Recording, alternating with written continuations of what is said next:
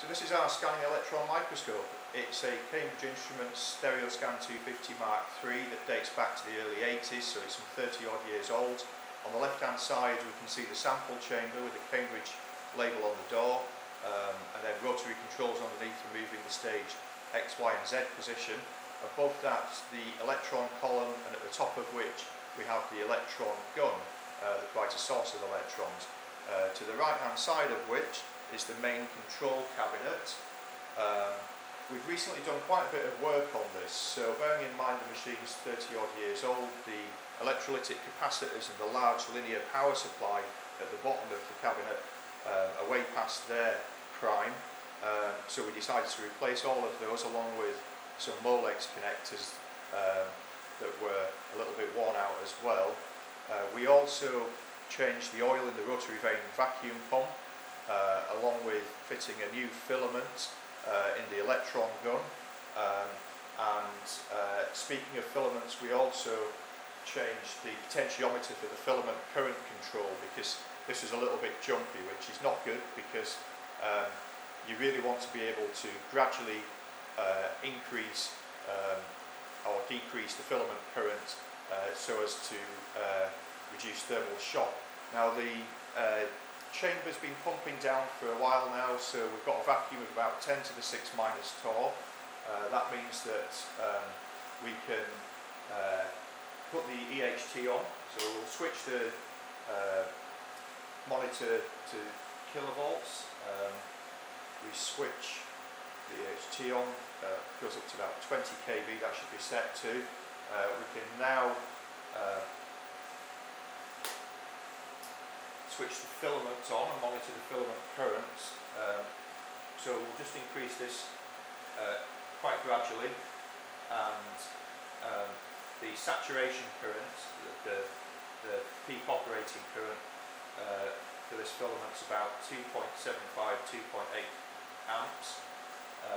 So we're just going up towards an amp now.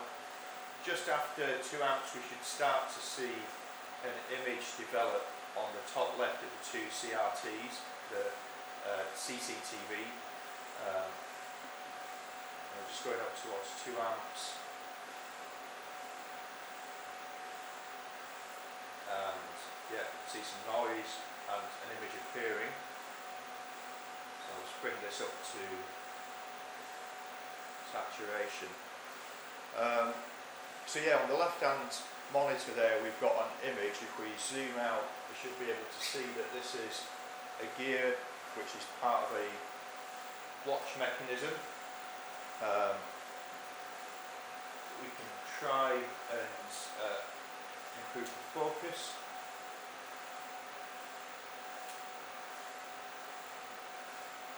It's more or less optimal there. There's actually an aid for keeping the signal, a graph mode, which we can switch to, and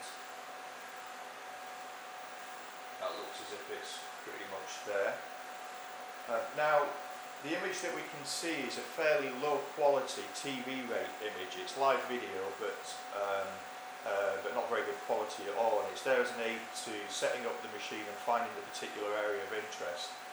If we want to capture a high quality image, that's done using a second CRT over on the right hand side, the high resolution recorder unit, which is a blue CRT, blue phosphor, allows us to capture an image with quality of up to about 4,000 lines.